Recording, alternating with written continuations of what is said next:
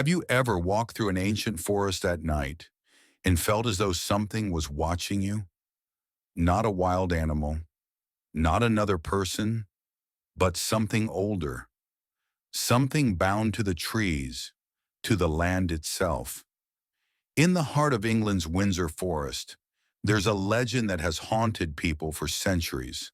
A ghostly huntsman, crowned with the antlers of a stag, who rides through the woods at night. They call him Herne the Hunter. The story begins in the late 14th century during the reign of King Richard II. Windsor Forest was the king's personal hunting ground, a sprawling expanse of ancient oaks and deer. Hunting wasn't just a pastime, it was a symbol of power, prestige, and dominance over the natural world. Among the king's men was a skilled gamekeeper named Hearn. Loyal, brave, and unmatched with bow and hound, he was the warden of Windsor's royal deer. To the king, Hearn was more than a servant. He was trusted, perhaps even envied. But as with many tales of loyalty, this one would soon take a darker turn.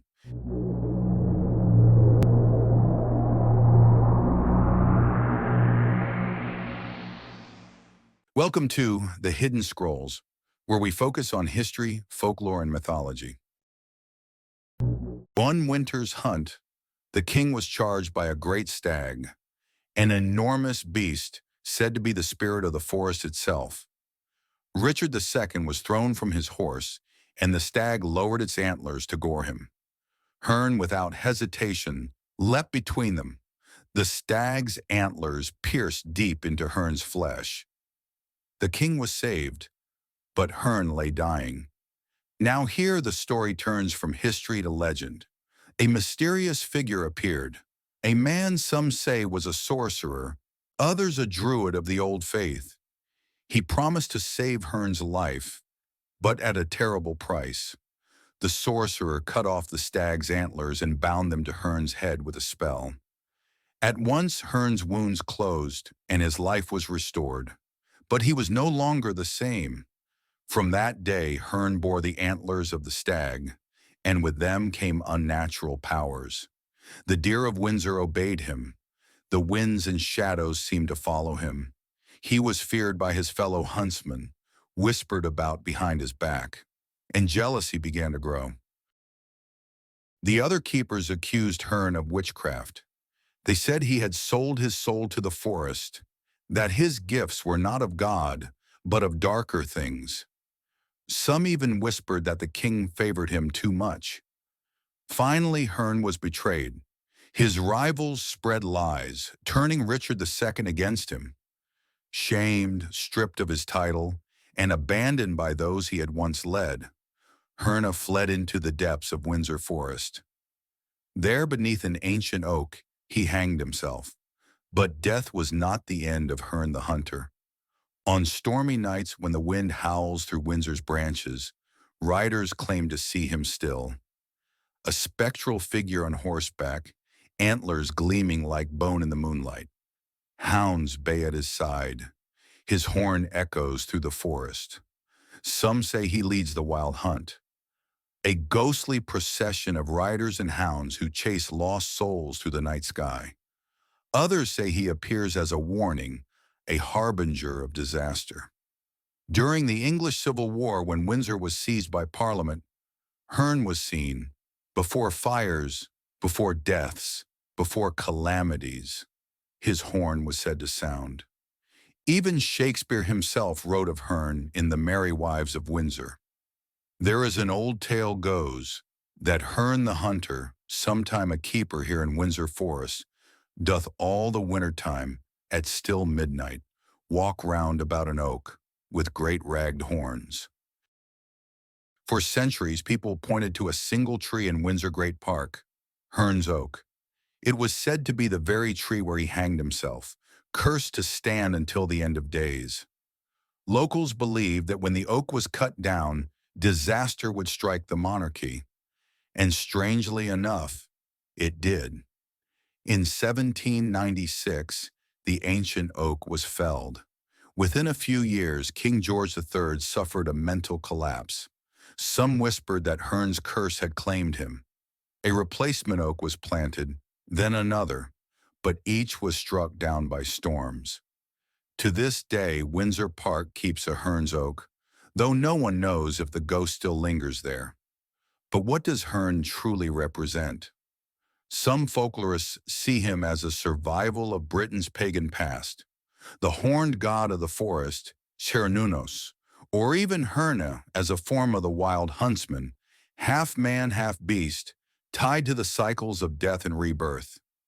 Others say he's a cautionary tale about loyalty and betrayal, a man cursed for his sacrifice, doomed to haunt the very woods he once protected. And still others believe he is the land itself, bound to Windsor as long as the forest stands. Even now, people claim to see Herne. Visitors walking at dusk in Windsor Great Park report antlers glinting between the trees. Locals swear that on stormy nights they've heard phantom hounds baying across the fields. Whether ghost, god, or legend, Hearn refuses to fade into memory. Oh, if you ever find yourself in Windsor Forest and the night grows dark and you hear the blast of a horn echoing through the trees, don't follow it, for it might be Herne the Hunter leading his spectral hounds on the chase. And once you hear his horn, they say, you are already marked. Legends say that Hearn's presence is not always one of terror. Some believe he guards the forest still, protecting the wildlife from those who would harm it, an eternal warden bound by sacrifice and betrayal. Wanderers who lose their way in Windsor Forest sometimes tell of a hooded figure with antlers watching from afar, vanishing before harm comes. Whether these moments are blessings or warnings remains unclear, but one thing is certain: Hearn's story endures because it speaks to something ancient within us, our fear of the wild, and our reverence for it. There is one final tale told by those who live near Windsor Forest, one that takes place in a night when no wind stirred the branches, and even the animals seemed to hold their breath. A poacher, desperate and unfamiliar with the old stories, crept into the king's woods beneath a moonless sky. He swore later that the forest grew unnaturally still around him, as though watching. Then from the darkness came the soft thud of hooves, but no horse could be seen. Only two pale antlers glided between the trees like ghostly blades. The poacher dropped his spoils and ran, but the sound followed him. Hoofbeats, the rattle of branches, the low growl of spectral hounds. When he reached the forest edge, everything stopped. No sound, no footprints. Nothing but the faint echo of a hunting horn drifting through the trees. Since that night, locals say the forest protects itself. Hearn is still watching. What do you think? Is Hearn just a ghost story, a remnant of England's pagan gods, or something still stalking Windsor's ancient oaks to this very day? If you enjoyed this tale, give this video a like and subscribe for more legends and folklore from the shadows of history. And remember, the next time you walk in the woods, don't look back.